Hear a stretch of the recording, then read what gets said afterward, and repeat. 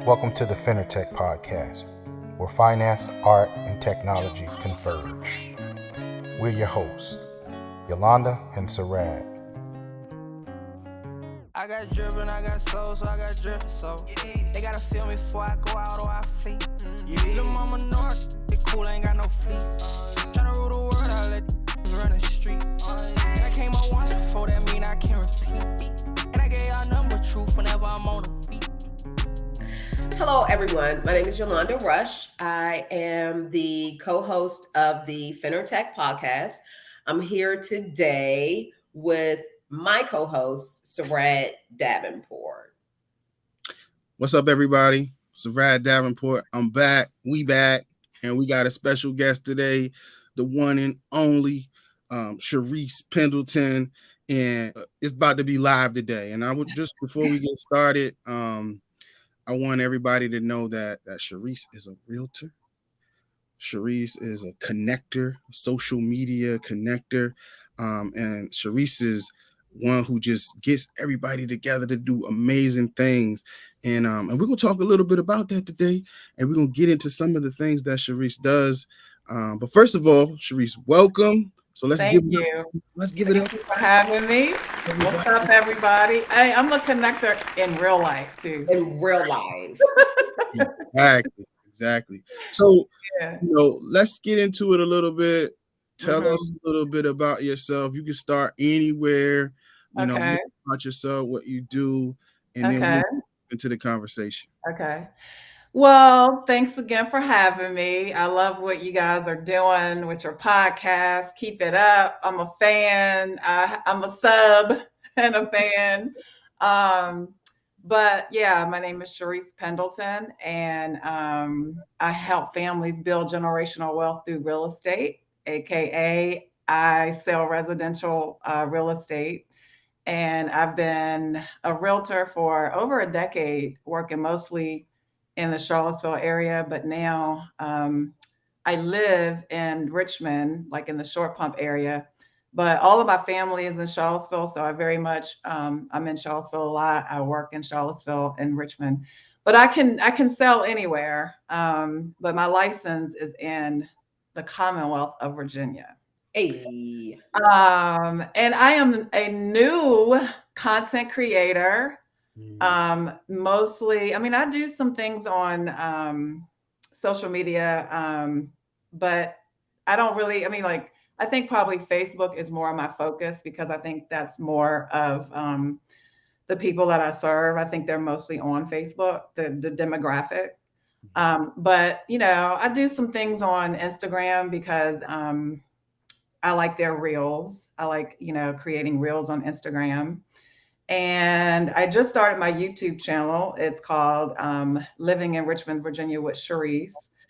And basically, I should have started my YouTube channel years ago when my brother, who is up in heaven with my dad and family, when he started telling me years ago that I needed to start a YouTube channel. My brother was like way before his time, Greg. Absolutely. And he told me that I needed to start a YouTube channel. And I was like, are you kidding me? Like, I'm not starting a YouTube channel. Like, I think I'm an extrovert, but at the same time, I don't really like to put a lot of focus on myself like that, like on camera like that. And people are surprised because like I'm always like doing a selfie or something like that. But that's because I have to right now because I'm in real estate and I gotta I can't be like the secret agent. I gotta put myself out there. Exactly. At the same time, I don't always like talking about real estate all the time because I just don't. It's boring. I do more than that. I'm more than that. And so anyway, I'm really excited about my channel on YouTube. I'm just kind of, I'm new at this, so I'm just learning from my mistakes, and hopefully I can actually turn that into another stream of income, which everyone should have at least 2 streams of income. So I'm really working towards, my client finding me there, like from out of town, like mostly like relocation. So, Uh-huh. Cherese, let me Yeah. so let me ask you, one of the things that really intrigued me about your marketing in terms of being a Mhm. realtor is you with the video marketing by way of YouTube. Like, I see Okay. you really stepped into that. Like, what Mhm. was your motivating factors behind the whole YouTube piece? Motivating first was my brother, that suggested that I start a channel, over 10 years ago, because he was like, you just need to, you just have to. And so that kind of, I feel like I'm behind. And also too, I spend a lot of time on YouTube. I mean, I don't have cable. I We haven't all had cable for do. like 5 years or something like that. And I watch a lot of podcasts on YouTube. So I'm like, why am I being a consumer and not a creator? Right. Why am I not getting on this check? And instead of watching, all these hours, like I need to create content and I need to be on here as well. Because I mean, Right. it's not hard to do. Well, but also let's go back to what you just said. There is a monetary value with Mhm. YouTube. And so I know Yeah. you tapped into that as an agent. And so is that your goal to also tap into some of that YouTube bread? Yeah, hell yeah. Okay. So like I think, one of my goals is to work with relocation clients. Um, and then so they'll find me on YouTube. And then the other goal is to be a content creator. While I'm doing that, I might as well get paid to do that as well. So as far as that is concerned, with YouTube, how like what is the science behind Mhm. getting a check from YouTube? So what I know, and you guys probably can, correct me on this, but it's 1,000 subscribers and then 4,000 watch hours is when they start monetizing your channel. Now Gotcha. they have like the newest features, like the YouTube Shorts. Yep. It's very much like, the Instagram Reels and TikTok. They're trying to compete with TikTok because TikTok is like the number one, I guess, watched. I mean, is that right? Social media platform? I mean, speaking of which, you're Mhm. also on TikTok. So shout I'm out to on you for TikTok. that. I'm on TikTok a little bit. I think for me, I don't know. And y'all correct me if I'm wrong. But TikTok to me is kind of like you got to be super, super, super creative to No, catch somebody. I wouldn't necessarily say that. I think, Mhm. as far as TikTok is concerned, I think you have to be consistent. And what I Mhm. noticed about your TikTok is you do get engagement. Yeah, I think I have like 3 followers. I But think I, even outside but of your followers, I looked at your but last TikTok and you have people yeah. on there debating you about the current real estate market. Hey, And so, yeah, and that's the good thing about TikTok is the organic traffic that you get. Mhm. You don't really necessarily have to have followers on there. But there's so many social media platforms that I just, number one, I'm not really like a video person anyway. And so I'm just like kind of posting just to have a presence there, not necessarily to maybe get business, because I don't know about you all, but when I start working with a person in business, the first thing I do is I go to their social platforms. I Mm. go to their LinkedIn, I just check them out. And so if you're not at a certain place, to me it seems like that person is going to be like, oh, she's not even about her what she's doing. She's not even out there. So yeah. I just try to kind of have a presence everywhere, but not focus too hard on if I got enough followers or likes or things like that. Yeah, and I think you're sort of kind of downplaying your presence on social media because Mhm. I think you're doing a great job. A lot of Thank you. people, a lot of professionals are almost afraid to be on social. Mhm. And they sort of kind of let fear hold them back Yeah. or imposter syndrome and stuff like that hold them back.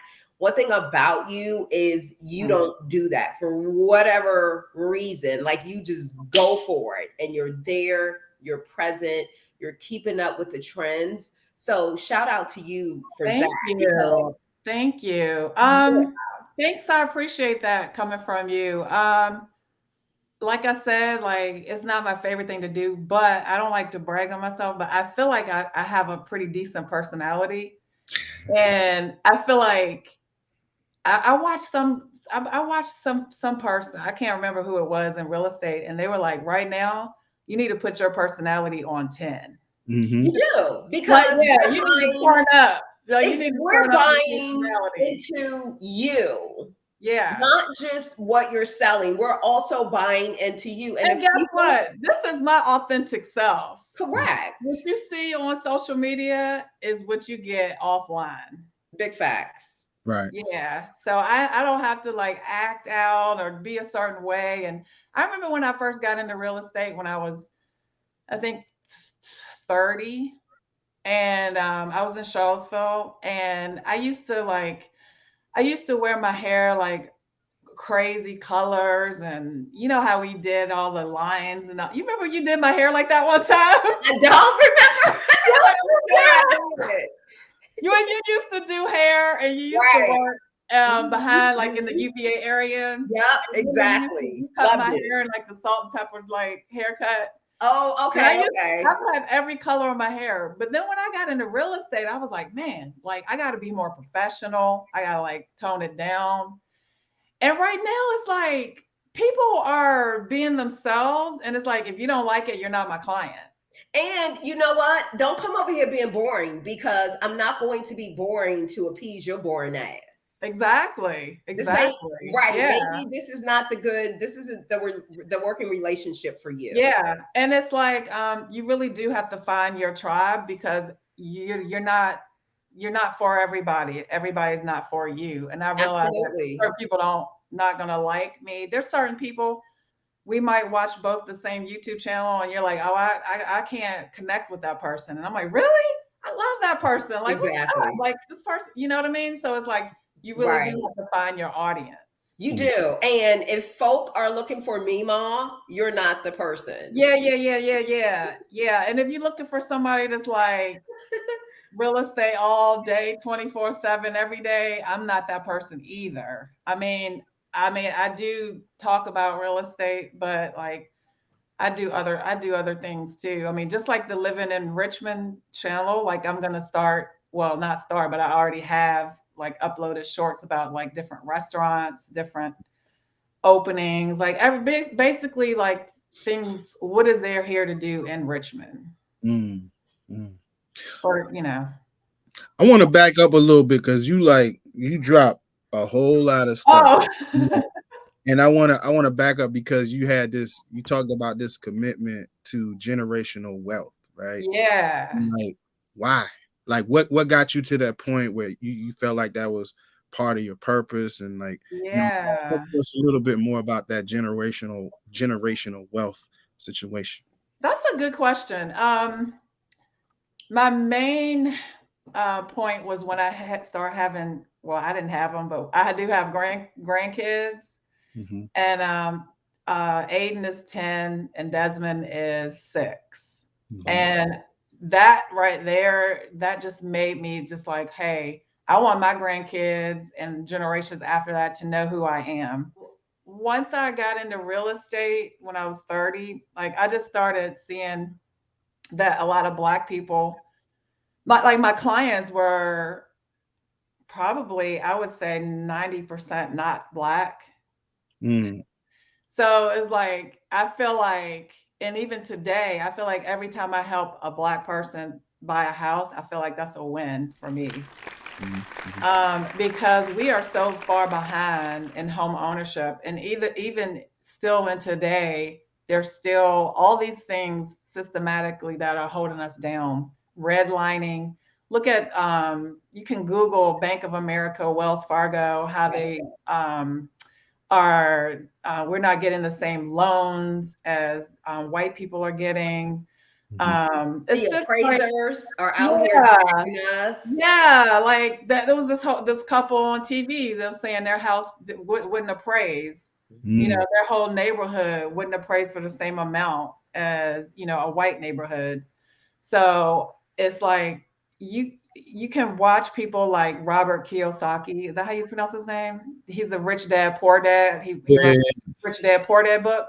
So Mhm. I don't even, sometimes I watch, like I do like the book, but sometimes I watch them and sometimes I don't, because like they swear up and down that real estate is a liability and not an asset.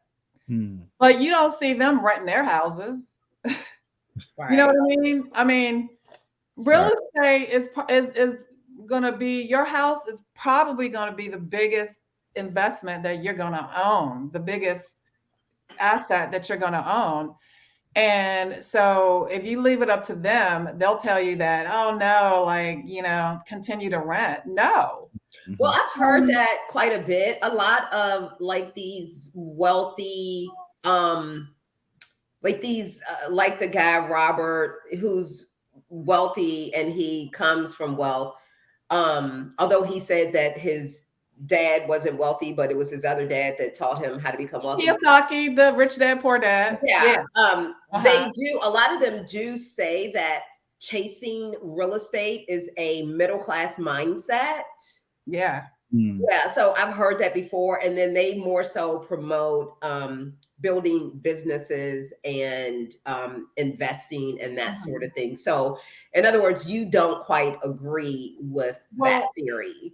well, I think what they're saying too is, if you own real estate and you have somebody else paying the mortgage, that's definitely a good look. Mhm. But if you own real estate and you're paying the mortgage, they're like, no, it's a liability. So that's the difference between you renting and you're throwing your money away, paying somebody else's mortgage, paying Robert Kiyosaki's mortgage, and then you're owning. And when you leave that house, you get a $90,000 check. Correct. Well, what's better? So let me ask you this. Sorry, Sarad. So back to you finding your clients, educating your clients, and building a relationship with potential clients. What Mhm. how do you find people? Like what CRM tools are you using to find Mhm. people to spill on and give them this information and educate people? So tell us a Mhm. little about that. What tools are you using to find people and target people? So fortunately, my company, Samsung, Okay.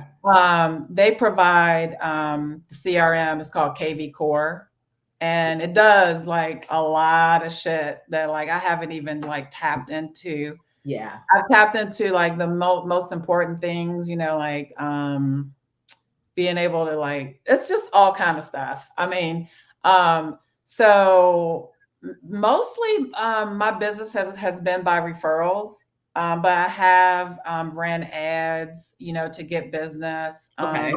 Social media. I created the Black Excellence group, Facebook group, and I did get a referral from that, from a lady from Atlanta who, her daughter actually lives in Charlottesville, and she actually, I know I'm getting off topic, but No, no, she no. actually, We want to talk about that. yeah, she actually made a post inside the Facebook group and asked for suggestions on who could do her hair in Charlottesville. So I gave her my guy Edgar.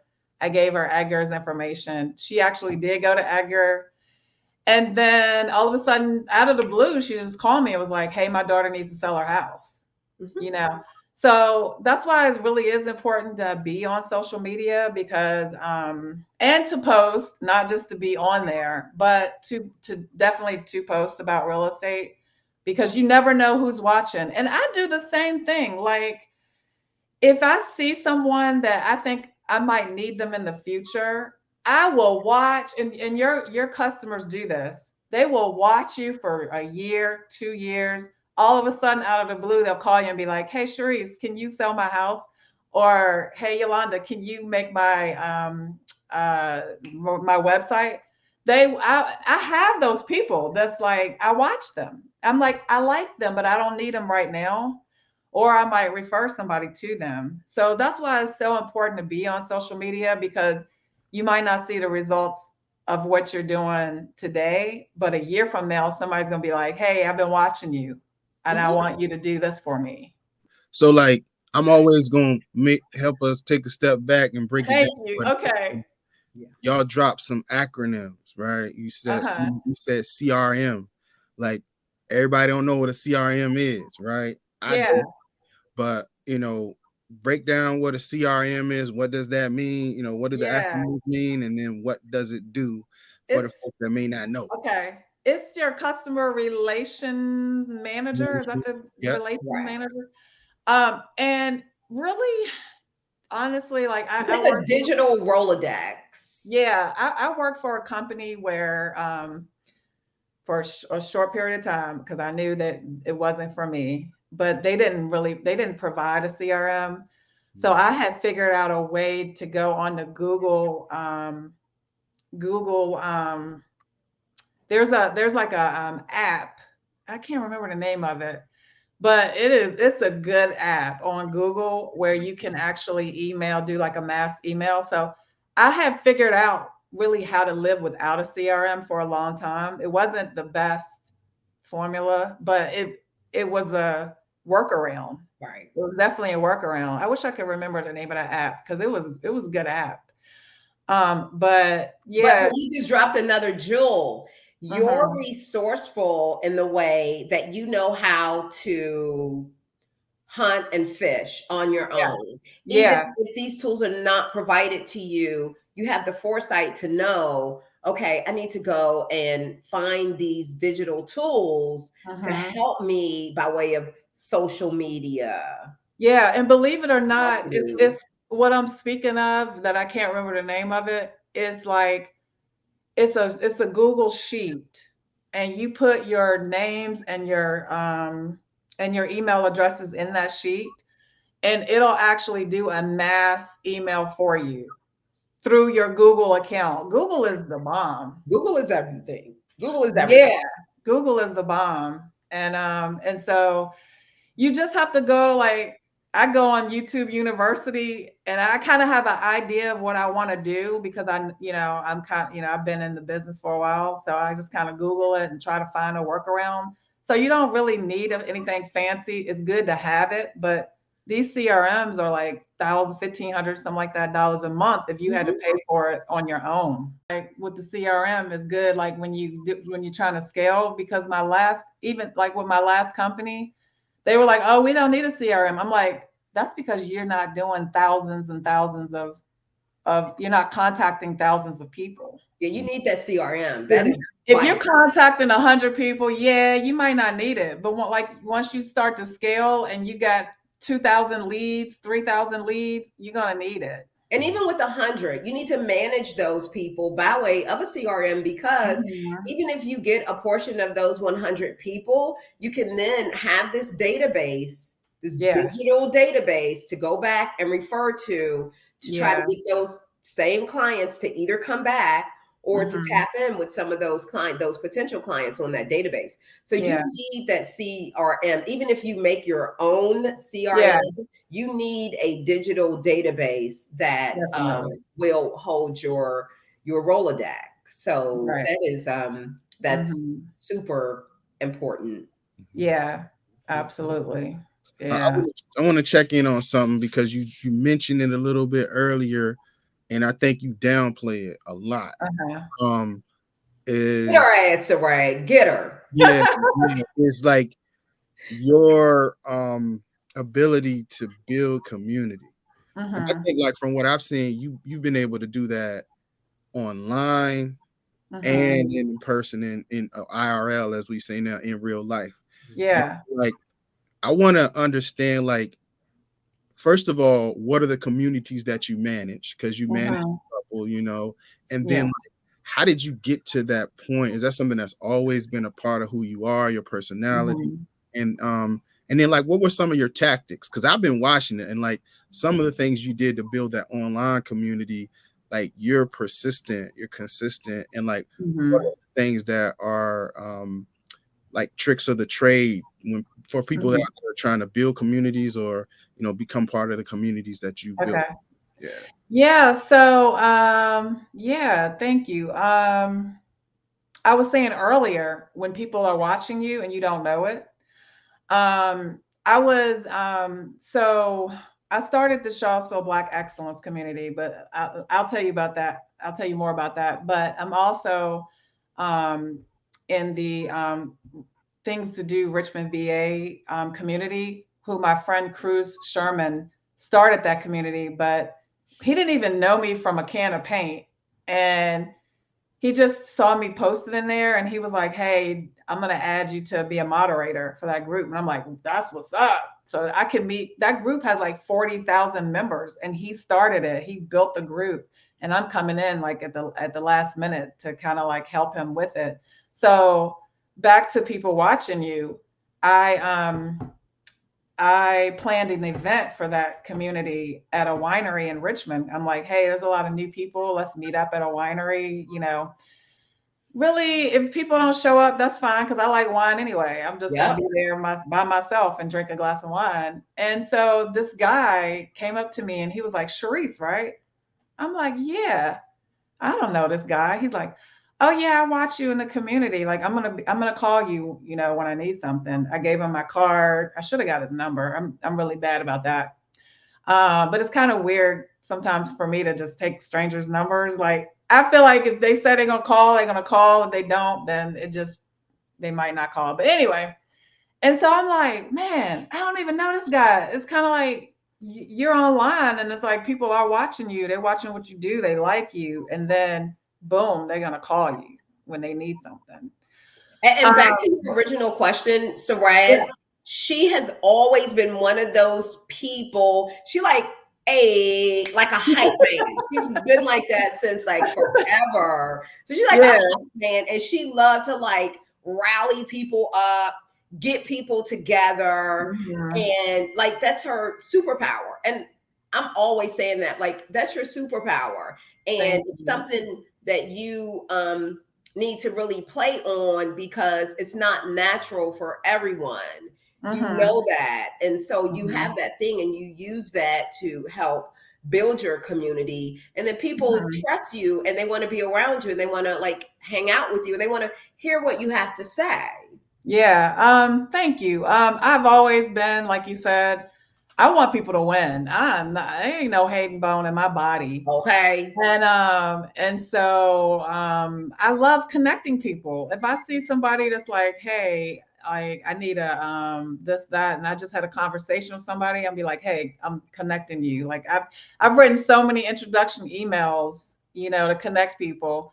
But getting back to the Charlottesville Black Excellence, I just remember, and I think Yolanda, I think we had a conversation about this. Like I remember like after the riots in 2017, I remember I was living in Richmond and when I would come home to do whatever I had to do, it seems like it was just like this feeling that I would get in Charlottesville. It was like, yeah, it was just like the tension was thick. I feel like, to be honest with you, I feel like I didn't belong there.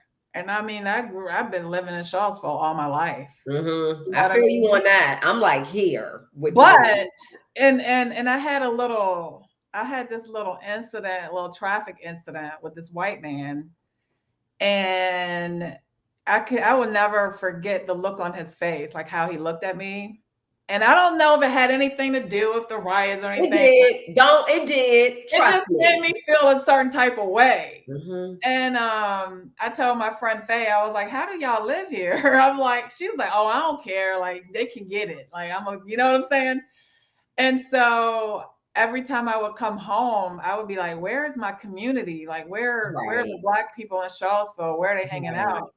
And then all of a sudden, like, because you know we love hanging out downtown Charlottesville. That's to me, that's one of Charlottesville. I love it. Love it. I love it. I heard from a person and they was like, you know, I don't really a Black girl. She was like, I don't really feel comfortable going downtown. Whoa. Why? Oh my God. Not? So I I was like, where do we have that's for us, by us, that we can kind of like connect in Charlottesville? I couldn't think of a place. Yeah. So then I was like, I can reach more people online. So I started the Charlottesville Black Excellence Community. And so I was like, oh, I'm gonna start this community. And it's gonna be all about uplifting and being positive and getting together and connecting and using each other in business and that sort of thing. So that's why I created the community. Like build an ecosystem within the community so everyone could get together, see what everyone is doing, share the Black excellence, like be open about what we're doing, how we can support one another, what we're offering, services, that sort of thing. Yeah, it was nothing out of. It came from a good place. I was about to say, it was nothing selfish about it. It was like, hey, we need this. And I'm going to do it. And when I first started the community, I didn't want people to be like, oh, like, who does she think she is? And da, da, da, da, da.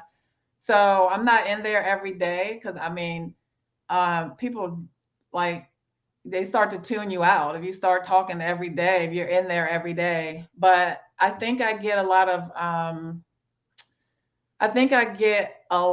of interaction because I'm coming from a good place. And also too, they see me in there uplifting people and they see me in there connecting people and promoting businesses and promoting the things that they're doing in the community. Well, you know the old saying, happy bitches ain't hating and hating bitches ain't happy.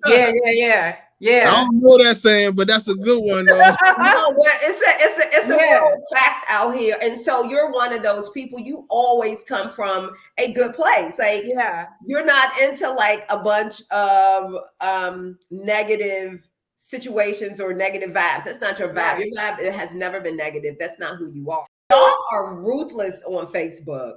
Y'all are ruthless. It's like so-and-so, and no, delete or block or whatever. And it's like, oh my God, like, I didn't know like that I violated you some way, but I know that's one thing about Facebook. Like people, it's like a real personal, they take it personal. Platform. Yeah, it is. But I also know that when you go to join a lot of these professional groups, or if you buy services online, a lot of people, the first thing they do is they direct you to their Facebook private environment or page or whatever. So it's imperative. And I see where it really works. But I also know y'all ruthless out there on Facebook. We ain't like Twitter though. Oh, I heard Twitter was even right. But one thing about Facebook is you got to pay to play. If you post something on your regular profile, probably I got like, and that's the thing. I don't really have a lot of connections on Facebook. Some people got 5,000 friends. I might have like 2,000 or something. And if you post something on your profile, no one's going to see it. So that's a lot. That's one reason why they do the Facebook groups, for like to use it in that way for business, for their people, for their tribe, because then it's inside of the group. And it seems like Facebook, they like when you have groups or whatever, and it's free. It's like, so take advantage. So when you say no one's going to see it, do you mean no one is actually going to view it, or no one's actually going to engage with whatever your post is? Because it looks like the viewership is pretty high in Facebook. You may not actually engage, but it looks like the viewership is pretty high. Yeah, that's a good question. Because but the only thing is, have you noticed on Facebook, you see the same 5-10 people every day? I can't speak to that because I'm not a Facebook user, but I know. Okay. So, I got you. So Facebook, you don't see all 2,000 of your friends' posts. Oh, so the algorithm that's like real jacked up over there. If you engage with a certain person, that person is going to keep popping up. Got you. So it's hard for me to engage with 2,000 people on Facebook. Like, you got to either like their their posts, or you got to make a comment for the algorithms to know to bring their posts back up. Mhm. So yeah, that's why I do stories, Facebook stories, because more people will see it on stories. Okay. Right. Yeah, Yeah. one thing about Charlottesville Black Excellence, oftentimes I don't even post on my personal feed. I'll post on there are Mhm. things that I do not post on my personal feed, and I post on Charlottesville Black Excellence only. Oh, Yeah. wow. That's Yeah, what's up. I for real. like that. Because I often have a target, because everybody that's my Facebook friend Hmm. is not always, the culture. So I have to Yeah. Yeah. be thoughtful about the audience or the content for a specific audience. Yeah. Often a lot of the content that I produce is audience specific. So Right. generalist stuff I'll put on my normal feed. I ain't Hmm. tripping that everybody can consume that. But CBE gets stuff that general don't get. You know what I mean? Yeah. I think that's good. It makes me feel kind of safer, Hmm. out there, because everybody can't handle all of me. But I know Yeah. CBE can Right, other people exactly. can't But handle. you're not bad though. I be watching your stuff. You don't be like, Well, that's because he's very professional and he likes yeah. to keep it tight and he likes to keep it Hmm. above board. But Yeah, I be chilling. Talk to us about numbers though, because Uh-huh. I'm like, you built that thing, and what the numbers looking like these days? How did they start? Where are they now? You know what I So mean? I don't give myself a whole lot of credit for that because people are always inviting people into the community. I kind of like sent out invites to all my friends and everything, and most of them did, want to join in. But I just have to give credit to the people that are engaged in the community because yeah, they hype the community up. They invite their friends. yep. Every Sunday, I do a welcome post, and I have somebody in the community welcoming people into the community. And I love it when somebody posts, and I hear people say, "I have made a connection in that group." Mm. Like that's all I want to hear. That's all I want to hear. And I get people. I watch, like if I get it or somebody else get like the request to join, and I've heard from like professional UVA people like, oh, I'm so glad that this group exists. They coming from out of town, they come into Charlottesville. I got a football mom that was like, I want to know what's going on in Charlottesville. I'm so glad that this community exists. That shit hypes me up. Like it's like, oh good, we out here doing something good. Yeah. Yeah. You know what I would mean? love for you to I would love for you to translate your digital presence and just your all of your positive vibes Mhm. into a real live meet and greet networking event, which is Yeah. not for everyone, but for Mhm. those of us that really want to network, get to know people for whatever reason, share your services, share your strengths, share your weaknesses, or just connect with the community. I would Mhm. love to see you um, do something with your community outside of the digital world Yeah. because you're an experience on your own. People are sort of kind of Yeah. missing out by not like getting to Mhm. feel your real energy and your real vibe. And I say that Mhm. again because you come from an organic place. Like you just don't have a bad energy vibe with you. And Mhm. so I would love for you to take that Yeah. outside and do like a real networking event. If you Mhm. give me a heads up, I'll be there. Yeah. So that is one of my plans because there's a young lady in the community. We actually, I sent her a friend request and she did accept it. She's new to Charlottesville, and I see her a lot posting that she can't meet people, and I do want to take it offline. That is in my plan to do more of that. I did the winery thing last year, but that was only one. Even I do want to do more. And for me, even if 5 people show up, that's a win for me. Yep.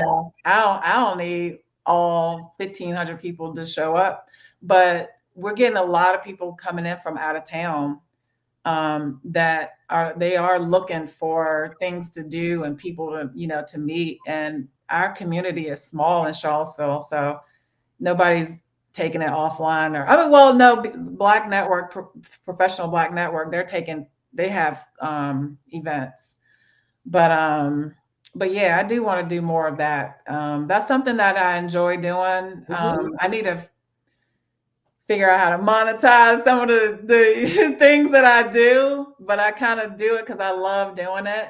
Right. So yeah, I do want to do more of that this year, 2023. Actually, I might plan something for January. I would love for you to do that. I really Yeah.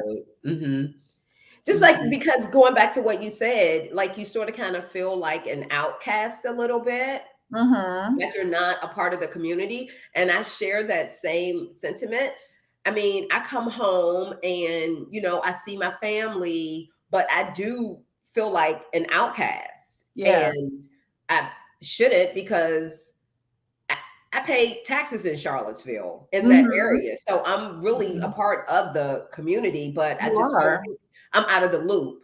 So for you to do a networking event, I think that would be just amazing for your Black Excellence group, for people to sort of kind of get together, because we're not the only ones that are kind of feeling like outsiders here. Yeah, absolutely. That's my plan. Definitely. Yeah. I was saying earlier, I'm sorry, Sarad, I didn't mean to cut you off, but another thing about the generational wealth is we're not doing, and even in my family, we're not doing the things that we need to do to hold on to our wealth. Because I had a family that actually did lose their home after a death, and they didn't have to. So I was telling Yolanda, I plan a webinar. It's a free webinar once a month. And it's I plan it with like different partners, like my lender partner, and now I'm working on getting an estate planning partner, because that's so important for us, because we don't have our proper paperwork when things happen, and then we end up losing our wealth over something that could cost like $100 to do. Oof. You know what I mean? And so that, like I said, it's in everybody's family. It's in my family. And it's like, we just don't. And for me to call myself helping people with generational wealth, I need to step up what I offer and get them to the next level where they don't lose their wealth. So I put that on something that I need to do, and something that I do want to learn more about, because I don't know everything, but I know how to get to the answer. I know how to get a resource to find out. So I think in February, I'm going to have an estate planner that we're going to do an hour. So I do it's called Power Hour, because I don't want to hold people longer than an hour. And it's like, we talk in general, and then we have questions at the end. But definitely that estate planning is so necessary in order for you to keep your wealth going in your family. Yeah. So tell us, because I want to know, how do we get on these webinars? What are the logistics of getting on these webinars, and then how do people kind of stay connected to what you're doing so that they can stay plugged in? So I do post about the webinars, and I was trying to do the same, the first Thursday in a month, but something happened in November that we had to do a different week. But I do, the whole Eventbrite event, and you can actually follow me on Eventbrite. And when I have another event. Girl, you're all over the place, honey. You are tapped into these social networks. You use this stuff to your advantage, and shout, you don't stop. Yeah, and that's just somehow I give back, because with the market being the way that it is, a lot of people have questions, and they may not have questions of me. A lot of people have questions for a lender, and I don't claim to be knowing everything about lending, because I don't want to. That's why I have partners that I trust, that, that can talk to my clients. But a lot of times, if it's in a group setting, people are more likely to attend than a one-on-one. And then at the end, if they want a one-on-one, we offer that consultation for free with my lender partner. So yeah, I do put that out. And I like doing that on LinkedIn because I don't know if y'all know this, but LinkedIn have an events platform where you can add an event on LinkedIn and you can invite all of your connections. And so Nice. for me, Nice. that's a way that I don't have to be in somebody. You know how you on LinkedIn and like 5 minutes after you could accept somebody, they in your inbox? I don't like that. Like, give me a couple days, yo. Like, Right. you're like, I just hit accept, like, and then you're trying to sell me something within five Right. minutes.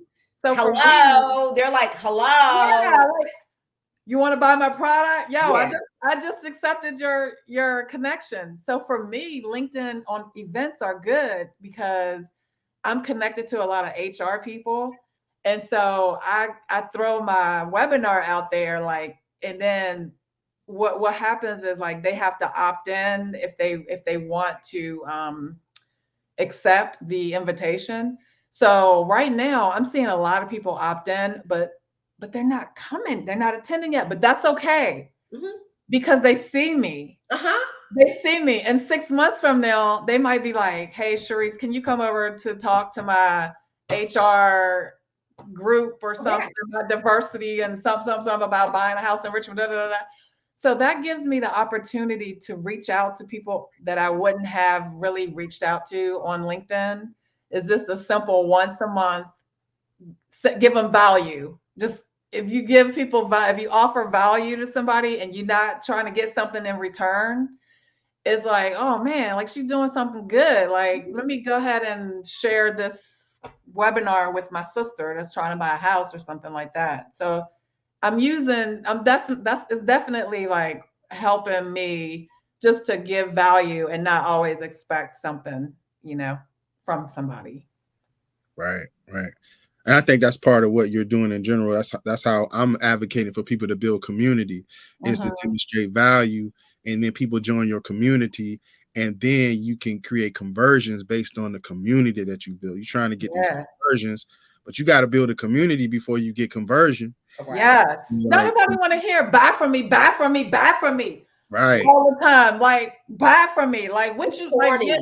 Give it's me real corny. Yeah, give me some tips on how to take care of my hair. Give me some tips on how to take care of my skin. Like, give something, and then like I'm gonna get you back by buying something. You know what I mean? And don't worry about if your family and friends don't buy from you, because they might not even be your audience.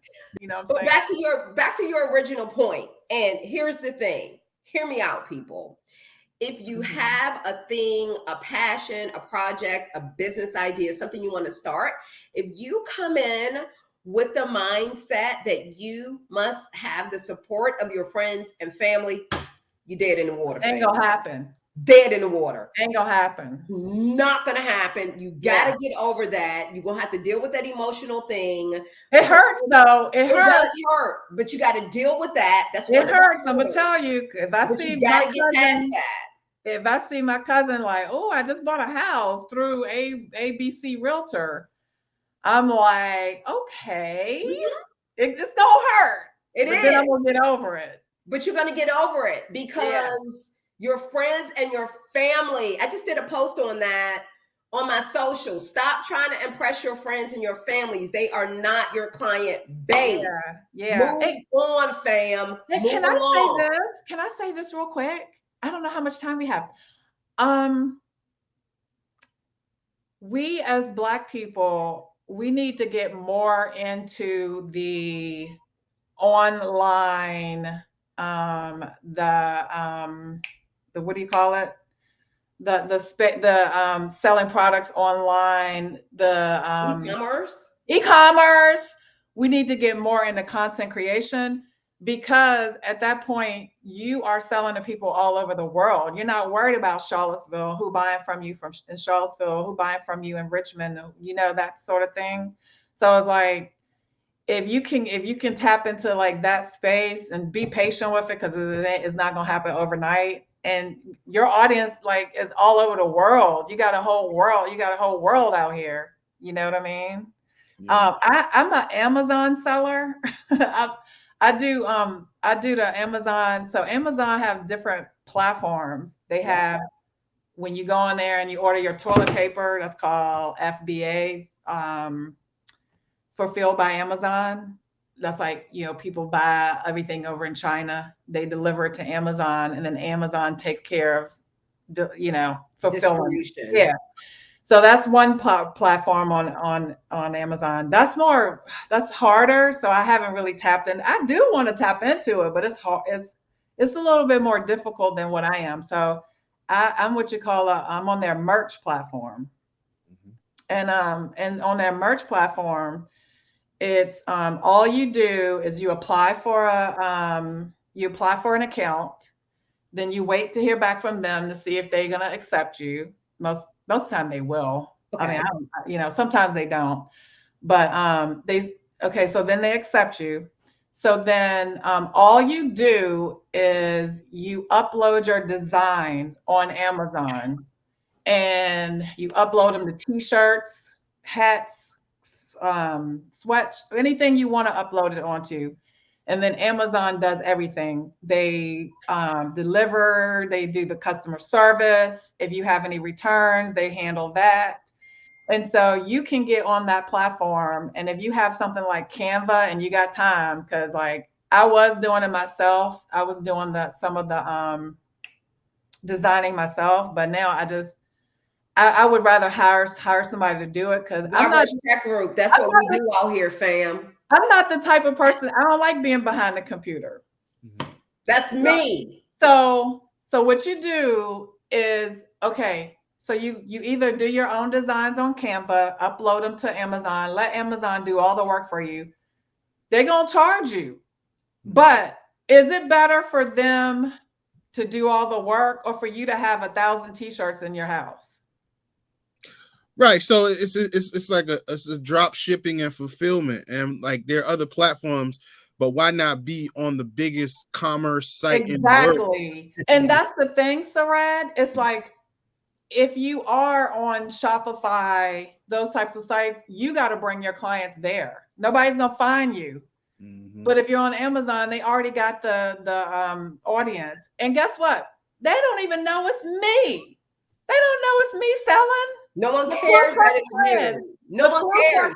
Look, the Ku Klux Klan can buy a t-shirt.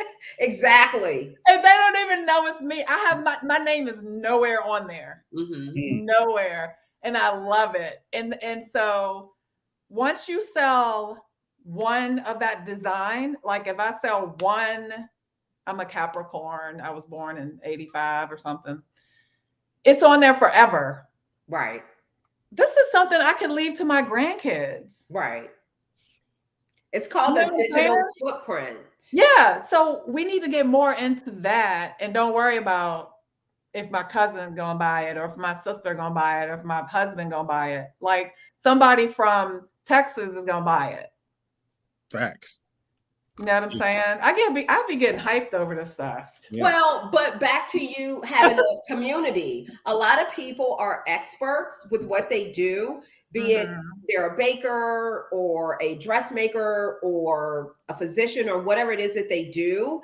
So the digital piece is not for everyone, but with them being in your community, they now see where they can reach out to someone that can help them with that. Like I'm an expert with what I do. I'm a hairstylist. I'm an expert hairstylist, but then I need someone to translate this and put it in a digital format. Yeah. And if you have time, you could do more than one thing. You know, I mean, you could have your bakery, baking cakes for the churches and things like that. And then you can have Yolanda over here doing your designs while uploading them, or you upload your own to the Amazon while Yolanda make your designs. Like that's another stream of income for you.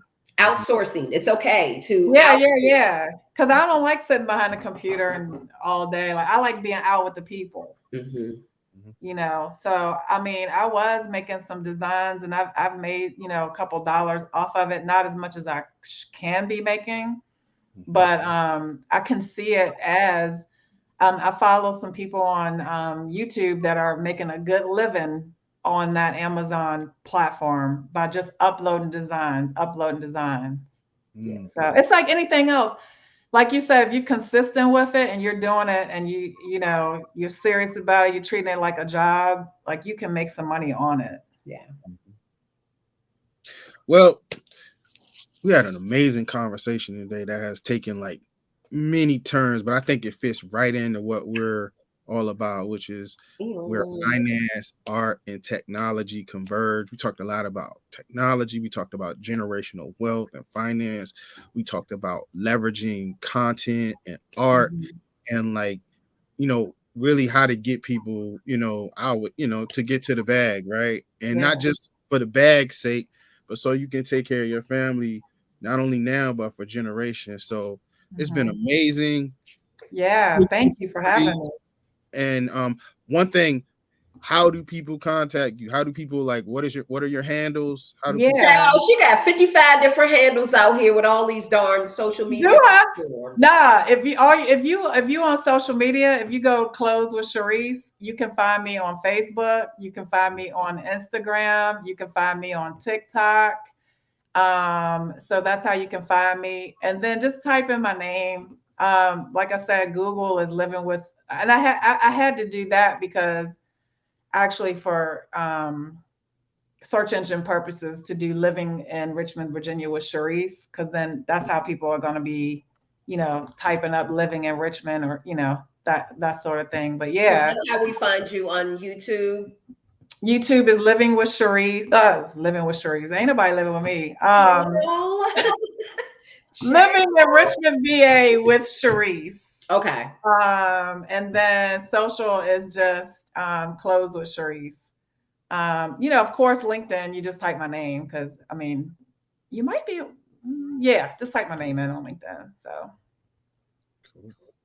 Yeah. All right. Any final words for the people? Yeah. What's going on in the real estate right now is that people are thinking that the interest rates are really high, but really it's kind of where they should be, because when the rates were too low, people were still not able to buy a house because that was a different type of market. There were people that were coming in that were making, $50,000, $75,000, $100,000 offers because basically it was free money. So I know when I bought a house when I was 25, the interest rate was like 8%. Right now it's probably closer to 7%. And the economist for the National Association of Realtors, he's predicting for next year that they're going to kind of level off to be 7%. So don't just because the interest rates was like 3% at one point and now they're 7%, don't let that stop you from buying a house. If you want to buy a house, just give me a call, look me up, send me a DM, whatever, and then I can help you do that. But yeah, thanks for having me. You guys are doing some important work here, getting the word out, and I really do appreciate you having me on.